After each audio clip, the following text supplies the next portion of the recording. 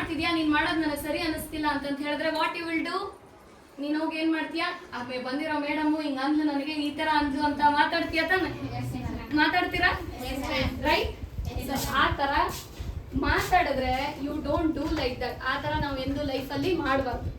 ಇನ್ನೊಬ್ರ ಮುಂದೆ ಮಾತಾಡೋದಕ್ಕಿಂತ ಯಾಕೆ ಮಾತಾಡಿದ್ರು ಅದನ್ನ ಅನಲೈಸ್ ಮಾಡಬೇಕು ಲೈಫಲ್ಲಿ.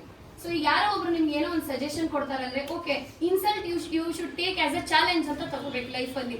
ಯಾರೇ ಒಬ್ರು ಇನ್ಸಲ್ಟ್ ಮಾಡಲಿ ಅಥವಾ ಏನೋ ತಿಳಿಸಿ ಹೇಳಿ ನಿಮ್ಗೆ, ಏನಂದ್ರೆ ಯಾಕೆ ಹೇಳಿದ್ರು, ಏನ್ ಹೇಳಿದ್ರು. ಒಂದೇನೋ ಪ್ರಾಬ್ಲಮೇ ಬಂತು ಅನ್ಕೊಳ್ಳಿ, ನಿಮ್ಗೆ ಕಷ್ಟನೇ ಬಂತು ಅನ್ಕೊಳ್ಳಿ, ಅದು ಯಾಕೆ ಬಂದಿದೆ, ಹೆಂಗ್ ಬಂದಿದೆ, ನಾವು ಅದನ್ನ ಹೆಂಗ್ ಸಾಲ್ವ್ ಮಾಡಬೇಕು, ಯಾವ ತರ ಸ್ಮಾರ್ಟ್ ವೇಲಿ ನಾವು ಥಿಂಕ್ ಮಾಡಿ ಅದನ್ನ ನಾವು ಸಾಲ್ವ್ ಮಾಡ್ಕೋಬೇಕು ಅನ್ನೋದನ್ನ ನಾವು ಲೈಫಲ್ಲಿ ಕಲಿಬೇಕು.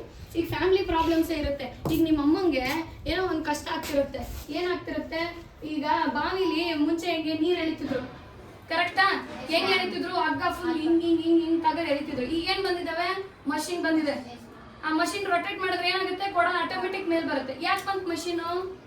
ಸಂಬಡಿ ವಿಲ್ ಥಾಟ್, ಯಾರೋ ಒಬ್ರು ಥಿಂಕ್ ಮಾಡಿ ಮಷೀನ್ ಅನ್ನು ರೆಡಿ ಮಾಡಿದ್ರೆ ಈಸಿಲಿ ಕೊಡನ ಲಿಫ್ಟ್ ಮಾಡ್ಬೋದು ಬಾವಿಯಿಂದ ಅಂತ ಗೊತ್ತಾಯ್ತಾ ನಮ್ಗೆ?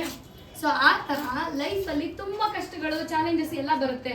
ನಾವು ಯಾವ ತರ ಸ್ಮಾರ್ಟ್ ವೇಲೆ ಅನಾಲಿಟಿಕಲ್ ಆಗಿ ಥಿಂಕ್ ಮಾಡಿ ಅದನ್ನ ಸಾಲ್ವ್ ಮಾಡ್ಕೋಬೇಕನ್ನೋದು ಕಲಿಬೇಕು.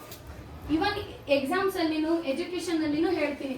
ಈಗ ನಿಮ್ಗೆ ಕಷ್ಟ ಅನಿಸ್ತಿರುತ್ತೆ, ಈಗ ಒಂದ್ ಸರ್ ಹೇಳೋದಿರ್ಲಿ, ಮೇಡಮ್ ಹೇಳೋದಿರ್ಲಿ, ಅಥವಾ ನಿಮ್ಗೆ ಏನೋ ಟ್ಯೂಷನ್ ಕೇಳೋದಿರ್ಲಿ, ಅಥವಾ ವಿಡಿಯೋಸೇ ನೋಡಿರ್ತೀರ, ನಿಮ್ಗೆ ಅದೇನತ್ತೆ, ಅವಳೇನೋ ಮಾಡೋಳಪ್ಪ, ಹಿಂಗೇನೋ ಎಕ್ಸಾಮ್ ಸಾಲ್ವ್ ಮಾಡೋಳೆ, ನನಗೆ ಗೊತ್ತಿಲ್ಲ, ನಾನು ಹೆಂಗ್ ಮಾಡ್ಬೇಕು. ಕಾಪಿ ಮಾಡಕ್ ಹೋಗ್ಬೇಡಿ ಎಂದು, ಡೋಂಟ್ ಕಾಪಿ.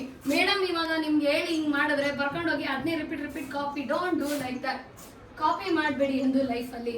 ಅದನ್ನ ಯಾವ ರೀತಿ ಮಾಡಿದ್ರು ಅಂತ ಹೇಳಿ ಥಿಂಕ್ ಮಾಡಿ ಮಾಡಬೇಕು.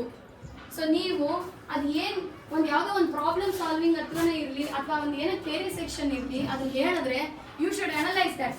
ಯಾವ ಥರ ಹೇಳಿದ್ರು, ಯಾಕೆ ಹೇಳಿದ್ರು, ಹೆಂಗೆ ಹೇಳಿದ್ರು, ಯಾವ ಥರ ಆನ್ಸರ್ ಬಂತು, ಅದನ್ನ ಥಿಂಕ್ ಮಾಡ್ಕೊಳ್ಳೋದು ಕಲಿಬೇಕು. ಸೊ ಅಂದರೆ ನೀವು ಎಕ್ಸಾಮ್ಸಲ್ಲಿ ಆರಾಮ್ಸೆ ಬರೀತೀರಾ ಪೇಪರ್, ನಿಮ್ಗೆ ಯಾವುದು ತೊಂದರೆ ಆಗಲ್ಲ. ಹೇಳ್ತೀನಿ, ನೀವು